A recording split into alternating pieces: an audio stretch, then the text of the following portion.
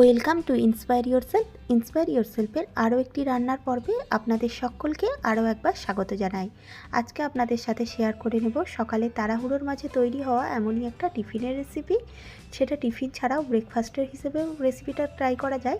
রেসিপিটা খেতে কিন্তু দুর্দান্ত স্বাদ হয়। তাহলে দেরি না করে ভিডিওটা শুরু করা যাক।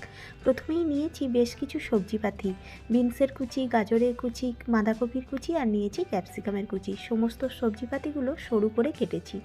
এবার কড়াতে 1 চামচের মতন সাদা তেল দিয়ে রান্নাটা শুরু করলাম। প্রথমেই 1 মুঠো মতন কিশমিশ আর 1 মুঠো মতন কাজু বাদাম ওই তেলে দিয়ে একটু নেড়েচেড়ে ভেজে নেব। রান্নাটা করার জন্য কাজু কিশমিশটা দিলে রান্নাটা খেতে আরও বেশি ভালো লাগে, তাই অবশ্যই এটা দেওয়ার চেষ্টা করবেন। ভেজে নেওয়া হয়ে গেছে, এবারে তুলে একটা বাটিতে রেখে দিলাম। এবার অবশিষ্ট যে তেলটা রয়েছে তাতে প্রথমেই দিয়ে দিলাম বিনসের কুচিগুলো। আমি সমস্ত সবজিপাতি একটু ছোট করে আর লম্বাটে করে কাটার চেষ্টা করেছি, আপনারা আপনাদের সুবিধে অনুযায়ী করবেন।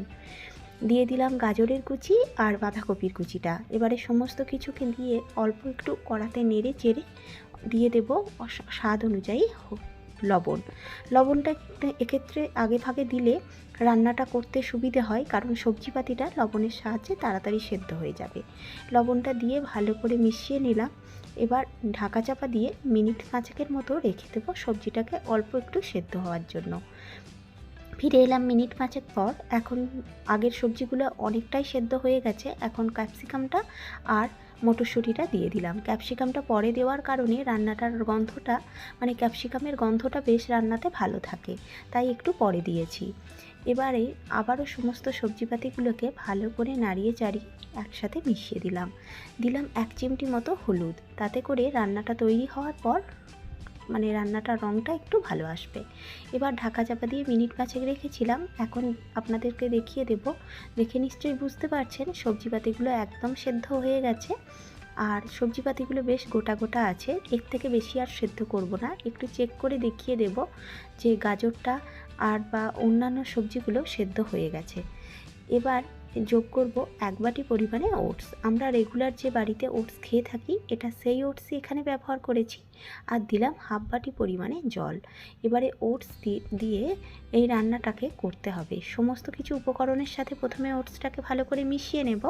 আর ওটস যেহেতু রান্না হতে খুব বেশি সময়ও লাগবে না, সেই কারণে রান্নাটা খুব তাড়াতাড়ি হয়ে যাবে। আর জলটা কম দেওয়ার কারণে ওটসটা বেশ ঝুরঝুরে মতো থাকবে। দিয়ে দিলাম অল্প একটু মশলা ম্যাজিক বা নুডলসের মশলা, আর দিলাম অল্প একটু গোলমরিচের গুঁড়ো। মশলাই ম্যাজিক বা নুডলসের মশলা দেওয়ার কারণে গন্ধটা খুব ভালো আসে, যেটা বাচ্চাদেরকেও পছন্দ হবে। আর দিলাম অল্প একটু চিনির গুঁড়ো। এবারে সমস্ত কিছু উপকরণগুলিকে ভালো করে মিশিয়ে নিলেই রেডি। চিনির গুঁড়োটা পরিবর্তে গোটা চিনিও ব্যবহার করা যায়, তবে একটু চিনি দিলে মিষ্টি মিষ্টি খেতে ভালো লাগে, সে কারণেই দেওয়া। চাইলে বাদও দেওয়া যায়। এবারে একদম শেষে আমি আগে থেকে যে কাজু বাদাম আর কিশমিশটা ভেজে রেখেছিলাম সেটাও মিশিয়ে দিলাম। আমাদের তৈরি হয়ে গেল দুর্দান্ত স্বাদের সকালের জলখাবারে ওটসের একটা রেসিপি। এটাকে ওটসের পোহা বা ওটসের পোলাও বলা যেতে পারে।